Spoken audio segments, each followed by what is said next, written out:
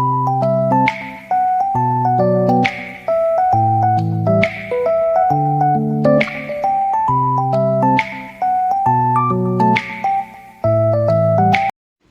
Guys, रेखा coaching classes में आपका स्वागत है।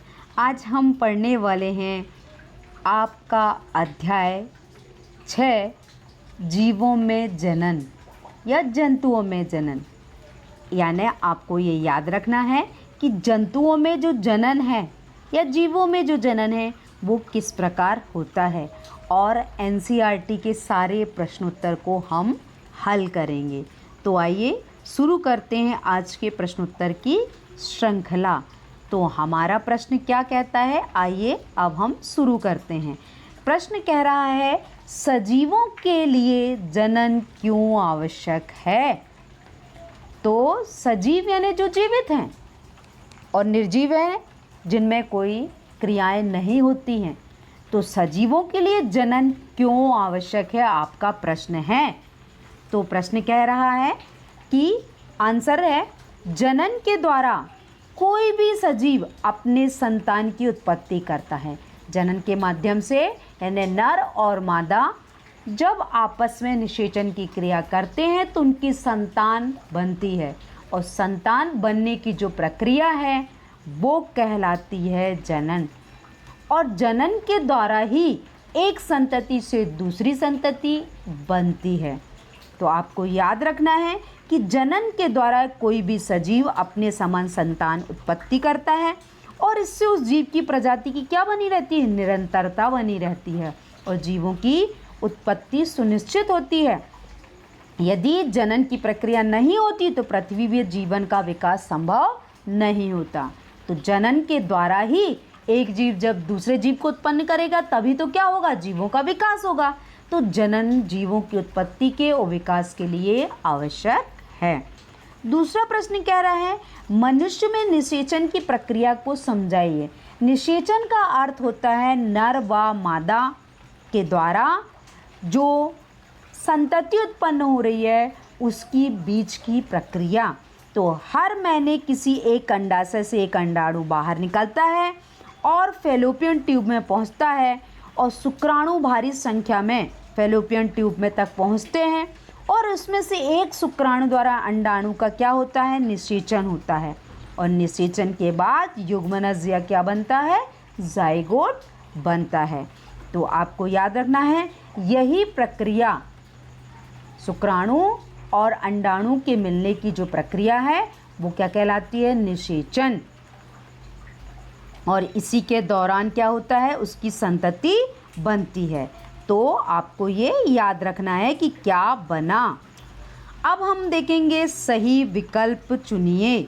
तो सही विकल्प जो है वो किस तरह से है, पहला आंसर। तो पहला आंसर क्या बता रहा है कि क्वेश्चन में बोल रहा है आंतरिक निषेचन होता है।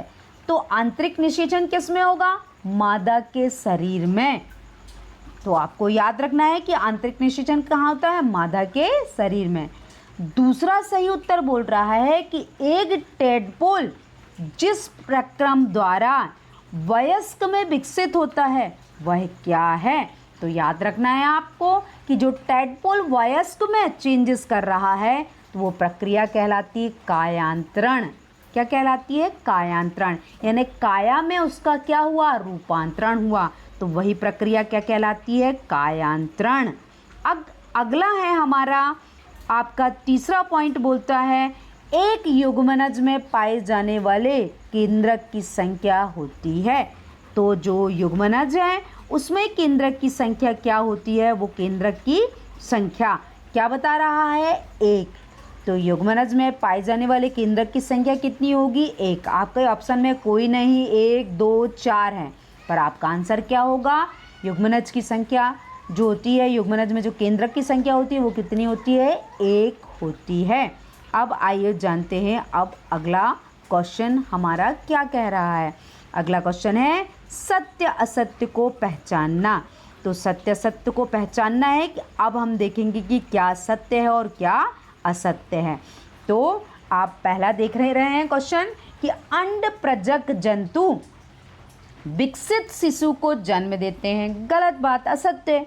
कभी भी अंड प्रजक जातु विकसित शिशु को जन्म नहीं दे सकते, ये असत्य है। प्रत्येक शुक्राणु एकल कोशिका है, बिल्कुल सही है कि जो प्रत्येक शुक्राणु है वो एक सिंगल सेल से बना होता है। थर्ड बोल रहा है मेढक बाह्य निषेचन होता है, बिल्कुल सही है, मेढक में बाह्य निषेचन होता है। फोर्थ बोलता है वह कोशिका जो मनुष्य में नए जीवन का प्रारंभ करती है युग्मक कहलाती है, बिल्कुल सही है, ये सत्य कहलाएगा। अगला बोलता है डा निषेचन के पश्चात दिया गया अंडा एक एकल कोशिका है। गलत, निषेचन के समय जो पश्चात दिया जाता है जो अंडा एकल कोशिका नहीं हो सकता है, तो वो क्या कहलाएगा? असत्य। अमीबा मुकुलन के द्वारा जनन करता है। गलत बात, अमीबा द्विखंडन के द्वारा मुकुलन करता है, ना कि मुकुलन के द्वारा, तो यह असत्य होगा। अगला है अलैंगिक जनन में भी निषेचन आवश्यक है, तो यह सत्य है। अगला बोलता है द्विखंडन अलैंगिक जनन की एक विधि है, तो यह भी सत्य है। लास्ट बोल रहा है निषेचन के परिणाम स्वरूप युग्मनज बनता है। गलत बात है, निषेचन के परिणाम स्वरूप युग्मनज नहीं बनता। तो हमारा अगला आंसर है कि द्विखंडन अलैंगिक जनन की एक विधि है, तो यह सत्य है। और निषेचन के परिणाम स्वरूप क्या बनता है? युग्मनज बनता है, ये भी सत्य है। तो हमने जाने इतने प्रश्नों के उत्तर, तो सारे बच्चे इन प्रश्नों के उत्तर को अच्छे से लिख लेंगे और याद कर लेंगे। अब हमारा अगला प्रश्न है, क्या बोल रहा है? युग्मनज और भ्रूण में अंतर। वेरी इंपॉर्टेंट है। युग्मनज क्या बोलता है? यह एकल कोशिका है, अर्थात इसमें केवल एक कोशिका होती है। और भ्रूण में उसके नाम से स्पष्ट हो रहा है कि जो बहुत सारी कोशिकाओं से मिलकर बना होता है, अतः बहुकोशीय होता है, अर्थात इसमें अनेक कोशिकाएं होती हैं। दूसरा बोलता है युग्मनज में कि यह नर युग्मक और शुक्राणु और मादा युग्मक या अंडाणु के संलयन से बनता है। आपको याद रखना है युग्मनज किससे? नर मादा के जो अंडाणु और युग्मक जो है वो क्या होते हैं? शुक्राणु और अंडाणुओं के संलयन से बनता है। और जो भ्रूण है युग्मनज के बार बार, यानी जो युग्मनज बना उसके बार बार विभाजन के फलस्वरूप बनता है, तो वह कहलाता है भ्रूण। तो आपको ये दो अंतर आपको लिखकर बहुत अच्छे से तैयार करना है। अब हम जानेंगे अगला क्वेश्चन। तो अगला क्वेश्चन कह रहा है अलैंगिक जनन की परिभाषा और उसके दो विधियों का वर्णन। तो याद रखना है जिस प्रकार के जनन में केवल एक जनक का योगदान होता है, जिसमें केवल एक ही जनक भाग लेता है, वह कहलाता है अलैंगिक जनन। और जिसमें युग्मक का निर्माण नहीं होता वही क्या कहलाएगा? अलैंगिक जनन।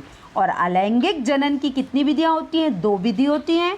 एक होता है मुकुलन और दूसरा है विखंडन।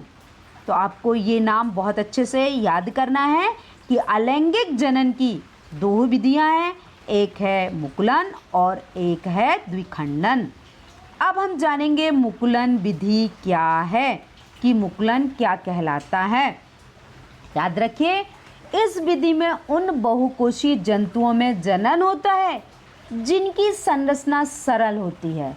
इस प्रक्रिया में शरीर एक छोटा सा उभार बनता है। तो आप देखिए, अब हम देखते हैं चित्र के माध्यम से कि इसमें किस तरह से संरचना डिफाइन हो रही है।